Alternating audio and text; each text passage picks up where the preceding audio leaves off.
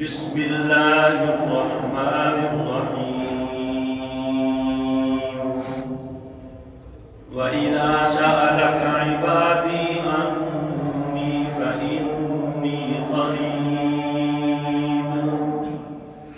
أُجِيبُ دَعْوَةَ الدَّاعِ إِذَا دَعَانِ فَلْيَسْتَجِيبُوا لِي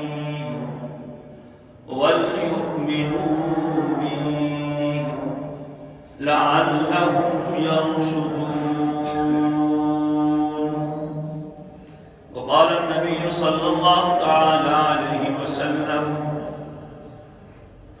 للصائم فرحتان فرحة عند فطره وفرحة عند لقاء ربه صدق الله العظيم وصدق رسوله النبي الكريم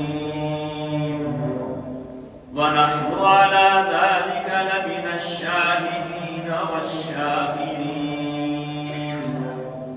والحمد لله رب العالمين. آج عید الفطر ہے. اسلام میں 2 دن عید کے دیے گئے ہیں اور یہ دونوں دن قربانی عبادت کے نتیجے میں عطا ہوئے ہیں. پہلا آج کا دن ہے عید الفطر کا اور دوسرا عید الاضحیٰ کا دن ہے. یہ دن پورا مہینہ روزے رکھنے، تراویح پڑھنے، حق تعالی کا قرب تلاش کرنے کے بعد خوشی کا ایک دن عطا ہوا ہے. اور عید الاضحیٰ حضرت ابراہیم علیہ السلام نے اپنے بیٹے کی قربانی پیش کی، اس میں کامیاب ہوئے. اس خوشی میں اور نتیجے میں اللہ نے وہ دن عطا فرمایا ہے. عید کے دن خوشی کرنا، لباس میں، کھانے پینے میں، اپنے اعزاء اقربا سے میل جول میں، یہ اسلام میں مطلوب ہے اور مقصود ہے. اللہ تعالی ہم سب کو اور امت مسلمہ کو عید کی حقیقی خوشیاں عطا فرمائے. حدیث پیش کی ہے، فرمایا للصائم فرحتان فرحۃ عند فطری وفرحۃ عند لقاء ربی. روزے دار کو 2 خوشیاں ملتی ہیں، ایک خوشی افطاری کے وقت اور دوسری کل جب اللہ سے ملاقات ہوگی اس وقت. افطاری کے وقت خوشی کے 2 مطلب بیان کیے گئے. ایک مطلب روزانہ کی افطاری، جب دن بھر کا بھوکا پیاسا شام کو روزہ کھولتا ہے، اس کی بھوک اور پیاس ختم ہو جاتی ہے تو ایک خوشی ملتی ہے. نبی کریم علیہ السلام جب روزہ افطار فرماتے تو آپ کی دعاؤں میں سے ایک دعا یہ بھی ہوتی تھی، ذهب الظمأ وابتلت العروق وثبت الاجر انشاء اللہ. پیاس چلی گئی، خشک رگیں تر ہو گئی اور اللہ کی بارگاہ میں روزے کا ثواب پکا ہو گیا. اور دوسرا مطلب فطر کا، تمام روزوں کے اختتام پر یہ عید الفطر کی خوشی ہے. اور عید الفطر کی خوشی کیا ہے؟ آج فرشتے عید پڑھنے آنے والوں کے رستے میں کھڑے ہیں، دروازوں پہ کھڑے ہیں، اور آج کے دن اللہ تعالی قسمیں کھا کے کہہ رہے ہیں ہمیں فَوَعِزَّتِي وَجَلَالِي وَكِبْرِيَائِي وَارْتِفَاعِ مَقَامِي. میرے بندو، مجھے اپنی عزت کی قسم ہے اپنے جلال کی قسم ہے، اپنی شان کی اور اپنے بلند مرتبہ کی قسم ہے، آج تم مجھ سے آخرت کے بارے میں جو مانگو گے میں عطا کروں گا۔ آپ کہیں گے آخرت کا جنت کا ہی سوال ہے؟ نہیں بھائی، دنیا کے معاملات میں پھنسے ہوئے انسان آخرت کے بڑے مسئلے ہیں۔ قبر سے لے کر ملک الموت کے آنے سے لے کر جنت کے دروازے میں داخل ہونے تک مسائل ہیں، مسائل ہیں۔ روح نکلے، اللہ کی بارگاہ میں پیشی ہو جائے۔ سفیان ثوری کسی کو خواب میں ملے، پوچھا سنائیے کیا ہوا؟ فرمایا کیا بتاؤں، تمہیں چھوڑ کے آیا ہوں تو اللہ نے سب سے پہلے اپنا دیدار نصیب کرایا ہے۔ یا ایتھا النفس المطمئنہ ارجعی الی ربک راضیۃ مرضیہ فادخلی فی عبادی وادخلی جنتی۔ فرشتے بشارت دیتے ہیں، اے نفس مطمئنہ، اے پاکیزہ نفس، اے مطمئن نفس، رب کی طرف لوٹ جا، آسمان کے دروازے کھل جاتے ہیں، سیدھا اپنے رب کا دیدار کرتا ہے۔ ملاقات کے بعد کہا جاتا ہے فادخلی فی عبادی وادخلی جنتی، اب میرے نیک بندوں میں شامل ہو جا، جب وقت آئے گا پھر ان کے ساتھ جنت میں بھی داخل ہو جانا۔ یہ مسئلہ ہے، قبر میں جانا ہے، وہاں کیا ہوگا؟ قبر ایسا بھیجتی ہے، پسلیاں پسلی میں گھس جاتی ہیں۔ حضور نے اس طرح، ابن عباس رضی اللہ عنہما نے اس طرح کر کے دکھایا، اور کسی کی قبر تا حد نگاہ وسیع ہو جاتی ہے۔ یہ تو ان القبر روضۃ من ریاض الجنۃ او حفرۃ من حفر النار، یہ قبر اسے مٹی کا ڈھیر مت سمجھو، یہی یہ تو جہنم کے گڑھوں میں سے ایک گڑھا ہے، یہ جنت کے باغوں میں سے ایک باغ ہے۔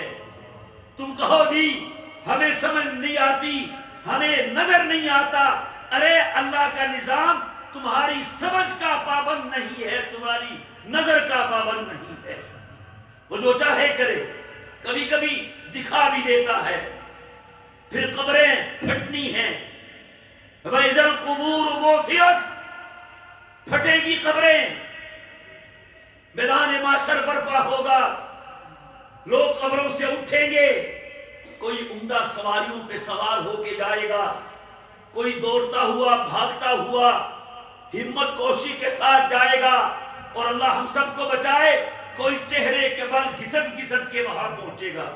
تو ہماری یہ ضرورت ہے کہ نہیں کہ اے اللہ جب قبریں پھٹیں اور لوگ دوبارہ زندہ ہوں، ہمیں عمدہ سواریوں پہ اپنے سامنے پیش کرنا۔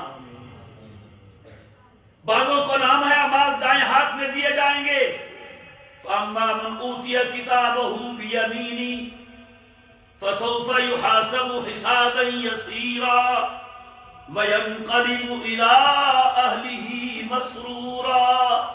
اور ایک آیت میں ہے فَيَقُولُ هَاؤُمُ اقْرَءُوا كِتَابِيَهْ، آؤ حضرت حاجی صاحب پڑھو میرا نامہ اعمال، ابا جی پڑھیے، امی جان یہ میرا نامہ اعمال دیکھیں، انی ظننت انی ملاق حسابیہ فہو فی عیشت راضیہ، وہ ہمیشہ خوشی کی زندگی میں ہوگا، فی جنت عالیہ قطوفہا دانیہ، اونچے اونچے باغات ہوں گے جس کے خوشے لٹکتے ہوں گے۔ مفسرین لکھتے ہیں خوشے ایسے لٹکتے ہوں گے آپ کا دل چاہے گا جنت کے باغ کا پھل کھانے کو، لیٹے ہوئے کو اٹھنا نہیں پڑے گا، بیٹھے ہوئے کو کھڑا نہیں ہونا پڑے گا، کھڑے ہوئے کو چلنا نہیں پڑے گا، لٹکے ہوئے ہوں گے، جہاں آپ کے ہاتھ کی پہنچ ہوگی، پھل آپ کے ہاتھ میں ہوگا۔ کلو واشربوا ہنیئا بما اسلفتم فی الایام الخالیہ، تم گزرے ہوئے دنوں میں جو بھوکے پیاسے رہے تھے، آج دنیا بھوک پیاس برداشت کرے گی، تم مزے سے کھاؤ بھی اور مزے سے پیو بھی۔ تو یہ ہوگا، یہ میری ضرورت ہے۔ نامہ اعمال دائیں ہاتھ میں ملے، ضرورت ہے کہ نہیں؟ اور جسے بائیں ہاتھ میں ملے گا وہ ناکام ہوگا، وہ جہنمی ہوگا۔ وَأَمَّا مَنْ أُوتِيَ كِتَابَهُ بِشِمَالِهِ فَيَقُولُ يَا لَيْتَنِي لَمْ أُوتَ كِتَابِيَهْ وَلَمْ أَدْرِ مَا حِسَابِيَهْ يَا لَيْتَهَا كَانَتِ الْقَاضِيَةَ مَا أَغْنَىٰ عَنِّي مَالِيَهْ هَلَكَ عَنِّي سُلْطَانِيَهْ خُذُوهُ فَغُلُّوهُ ثُمَّ الْجَحِيمَ صَلُّوهُ ثم فی سلسلۃ ذرعها 70 ذراعا فاسلکوہ۔ نامہ اعمال بائیں ہاتھ میں دیا جائے گا، کہے گا کیوں دیا گیا؟ کاش موت میرا کام تمام کر دیتی، کاش مجھے میرا حساب و کتاب نہ بتایا جاتا، آج میرا مال نظر نہیں آ رہا، میرے دوست نظر نہیں آ رہے۔ یہ کہہ رہا ہوگا، حکم ہوگا خذوہ فغلوہ، فرشتوں اسے بولنے دو، اسے پکڑو اور زنجیروں میں جکڑ کے جہنم کے بیچوں بیچ پھینک دو۔ اللہ ہم سب کو بچائے۔ پھر اس دن کوئی سایہ نہیں ہوگا اللہ کے عرش کے سائے کے علاوہ۔ یوم لا ظل الا ظل عرشہ، میری ضرورت ہے کہ نہیں کہ مجھے عرش کا سایہ ملے؟ بولیے، ضرورت نہیں ہے؟ اس دن کوئی پانی نہیں ہوگا، پیاس کر رہے ہوں گے، حضور کا حوض کوثر ہوگا۔ آقا نے فرمایا جو میرے حوض کوثر پہ آ جائے گا اور میرا جام کوثر پی لے گا، لا یظمأ بعدہ ابدا، اسے پھر کبھی دوبارہ پیاس نہیں لگے گی۔ بعضوں نے کہا ہے کہ جب تک قیامت کا دن رہے گا پیاس نہیں لگے گی، سبحان اللہ۔ اور بعض کہتے ہیں جنت میں بھی پیے گا، مزے کے لیے پیے گا، پیاسا نہیں ہوگا۔ حضور کے حوض کوثر کا پانی پینے کا یہ فائدہ اس کو حاصل ہوگا۔ مجھے حضور کی شفاعت مل جائے، ضرورت ہے کہ نہیں؟ حضور کا دیدار ہو جائے، حضور توجہ فرما دیں۔ بعض لوگ تو کہتے ہیں ہو نصیب جام کوثر، یہ نفیس کی دعا ہے، مگر ایک ہنسی تمنا کہ حضور خود پلائے۔ کسی کو خود پلا دیں گے، کسی سے مصافحہ فرما لیں گے، کسی کو دیکھ کے مسکرا دیں گے۔ ہاں کوئی ایسا بھی ہوگا جس کے لیے کھڑے ہو کے اسے گلے سے لگا دیں گے۔ یہ ہوگا، یہ میری ضرورت ہے۔ اور فرشتے کھڑے ہوں گے بیرک لگا کے روکنے کے لیے، ہٹ جاؤ تم نہیں جا سکتے، میری ضرورت ہے، مجھے کوئی نہ روکے، کوئی نہ ہٹائے، میں سیدھا حضور کے قدموں پہ پہنچ جاؤں گا۔ حساب و کتاب لے گا، وہ غصے میں ہوگا، جلال میں ہوگا۔ آج تو رحیم ہے، کریم ہے، غفور ہے، اس دن بادشاہ ہوگا اور بادشاہوں والے جلال میں ہوگا۔ آواز آئے گی لمن الملک اليوم، او بادشاہ ہو، کون ہے آج بادشاہ؟ تم دنیا میں ظلم کرتے تھے، تم لوگوں کو موت کے گھاٹ اتار دیا کرتے تھے، تمہارے شخصی فیصلے ہزاروں کی موت کا ذریعہ بنتے تھے۔ بتاؤ کون بادشاہ ہے؟ سناٹا ہوگا، کوئی بولنے کا دم نہیں مار سکے گا۔ پھر آواز آئے گی للہ الواحد القہار، ایک اللہ کی حکومت ہے جو آج بڑے غصے میں ہے۔ تو مجھے اس دن کے غصے سے بچنا ہے کہ نہیں؟ پلسرات سے گزرنا ہے، پلسرات سے، جسے جہنم میں گرنا ہوگا وہ جہنم کے ساتھ کنڈے لگے ہوں گے، ان میں اٹک اٹک کے نیچے گر جائے گا، اور جنہیں جنت میں پہنچنا ہوگا وہ پل پار کر کے جنت میں چلا جائے گا۔ تو یہ دعا میں کروں۔ تو خیر بات لمبی ہو گئی میرے دوستو، میری آخرت کی بہت ضرورت حساب کتاب کے بھیج دے. میں کہوں اے اللہ مجھے حساب نہیں دینا ہے، میں حساب کے قابل نہیں ہوں، کوئی میرے پاس دلیل نہیں ہے، کوئی میرے پاس حجت نہیں ہے، بس رحم کی اپیل ہے، کرم کا سوال ہے، فضل کا سوال ہے. میرے اللہ ہم نے آپ سے کبھی بھی عدل و انصاف کا تقاضا نہیں کیا، ہم نے تو آپ سے رحم کی اپیل بھی کی ہے. یہ میری ضرورت ہے. میں سوچ سوچ کے آج اللہ سے اپنی آخرت کی کامیابی کی ایک ایک دعا مانگوں، اس کا وعدہ ہے میں عطا کروں گا. سبحان اللہ. اور پھر اللہ تعالیٰ کہتے ہیں اے میرے بندے آج عید کا دن ہے، تو مجھ سے دنیا کے بارے میں جو سوال کروں گا میں دیکھوں گا بہتر کیا ہے، جو تیرے حق میں بہتر ہوگا وہ دے دوں گا. عام طور پہ بندہ سمجھتا ہے دعا قبول نہیں ہوتی. حدیث پاک میں آتا ہے مومن کی دعا کے قبول ہونے کی 3 صورتیں ہیں. جو مانگا وہی مل گیا، جو مانگا وہ تو نہیں ملا، اللہ نے اس سے بڑی مصیبت سے بچا لیا. ہم نے کچھ پیسے مانگے نہیں ملے، ہمارا بائک پہ ایکسیڈنٹ ہونا تھا، ٹانگ ٹوٹ جانی تھی، اللہ نے اس سے بچا لیا. دعا قبول ہوئی کہ نہیں ہوئی؟ اور تیسرا طریقہ یہ ہے جو مانگا ہے وہ بھی نہیں ملا اور اس کے بدلے میں کسی تکلیف سے بھی نہیں بچایا، اللہ بندے کی دعا کو ذخیرہ کر لیتا ہے. ذخیرہ ہو رہی ہے، ذخیرہ ہو رہی ہے. ہم سمجھتے ہیں قبول نہیں ہو رہی. نہیں، اس کی بارگاہ میں تو رد ہے ہی نہیں.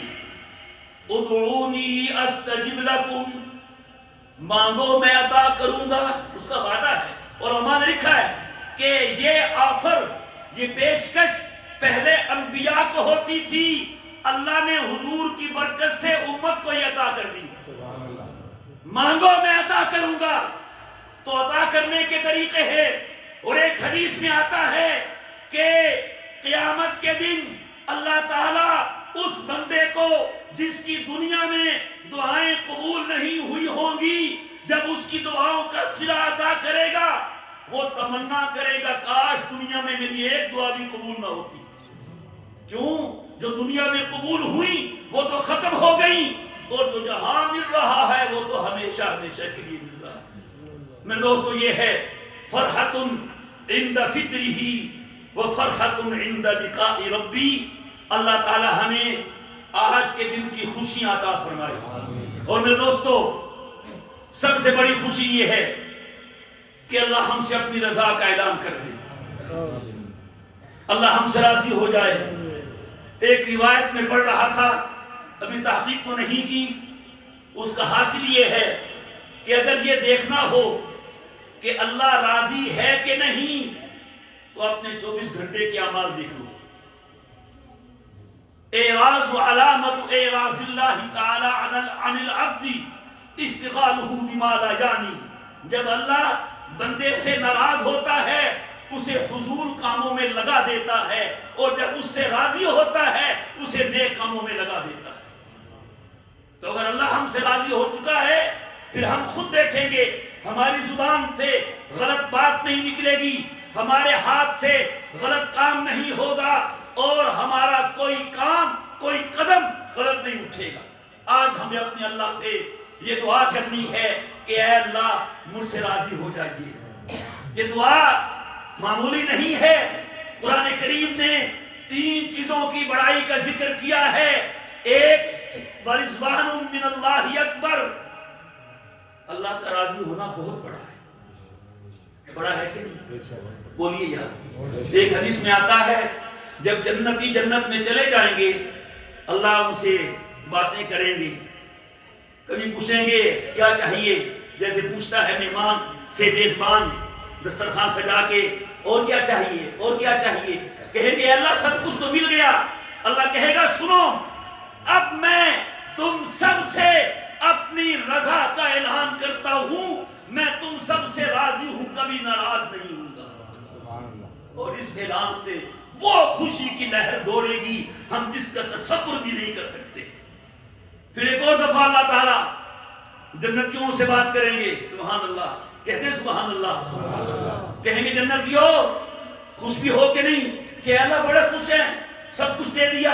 الحمدللہ الذی ہدانا لہذا وما كنا لنهتدی لولا ان ہدانا اللہ. ساری نعمتیں ہیں. اللہ کہیں گے سنو اب میں تمہیں ایک اور نعمت دے رہا ہوں. یہ کہہ کے اللہ اپنا حجاب ہٹا لیں گے, سارے جنتی اللہ کا دیدار کریں گے, اور دیدار باری تعالیٰ کی لذت ایک طرف, جنت کی ساری نعمتوں کی لذت ایک طرف.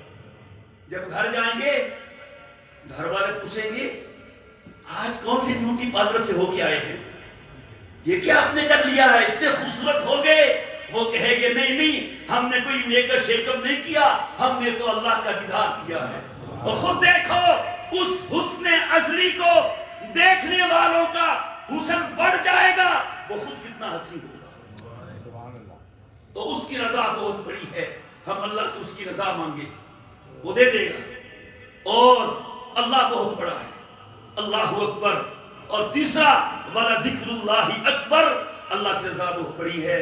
میرے بھائیوں رمضان کا اثر زندگی بھر ساتھ رکھیے, اپنے معمولات کو صحیح کیجئے. اسلام ایک مستقل مذہب ہے اور یہ موت تک کے لیے رہنمائی فراہم کرتا ہے. ایک دو دن کا کام نہیں. ہم امتحان سے گزر رہے ہیں. یہ مت سمجھیے رمضان ختم ہو گیا تو بس ہماری ذمہ داری ختم ہو گئی. نہیں, رمضان تو ایک تعلق بڑھانا تھا. جب تعلق بڑھتا ہے پھر آنا جانا کم نہیں ہوتا, آنا جانا بڑھنا شروع ہو جاتا ہے. دوسرا, اس وقت امت مسلمہ جن حالات سے گزر رہی ہے, ہمیں تبصروں کی بجائے, تنزیوں کی بجائے, اپنا وقت ضائع کرنے کی بجائے ہر بندے کو اللہ کی طرف متوجہ ہونے کی ضرورت ہے. معلوم نہیں آنے والے دنوں میں کیا ہو رہا ہے. کیا پتا وہ یہود و نصارہ امت مسلمہ کو آپس میں لڑانے کی سازش میں خدا نخواستہ کامیاب ہو گئے, پھر کیا ہو جائے گا. تو اس لیے یہ بہت کٹھن حالات ہیں, بہت مشکل حالات ہیں. عالمی سطح کے امت کو اجتماعی طور پر بھی اور انفرادی طور پر بھی ہر وقت دعائیں کرنی چاہیے, اپنے لیے بھی. اور آج عید کا دن ہے, آج خوب رو کے اور دل سے پوری امت کی بھلائی کے لیے دعائیں کرنے کی ضرورت ہے. عید کی نماز کا طریقہ سن لیجئے. 2 رکعت کی نماز ہوتی ہے, اس میں 6 تکبیریں زائد ہوتی ہیں. 3 تکبیریں پہلی رکعت میں اور 3 دوسری رکعت میں. پہلی رکعت میں ثنا کے بعد سورہ فاتحہ پڑھنے سے پہلے 3 مرتبہ اللہ اکبر اللہ اکبر اللہ اکبر ہاتھ چھوڑے جائیں گے. پھر چوتھی مرتبہ میں تیسری مرتبہ میں ہاتھ مار لیں گے. اللہ اکبر اللہ اکبر اللہ اکبر. بس اس کے بعد رکعت پوری کریں گے. پھر دوسری رکعت میں قرات کے بعد رکوع سے پہلے 3 تکبیریں ہوں گی, اللہ اکبر اللہ اکبر اللہ اکبر. چوتھی تکبیر رکوع کے لیے ہوگی, اس کے لیے ہاتھوں کو نہیں اٹھایا جائے گا. نماز کے بعد خطبہ ہوتا ہے, اس خطبے کا سننا واجب ہوتا ہے. اب وقت ہو گیا ہے, آپ حضرات صفحے بنا لیں.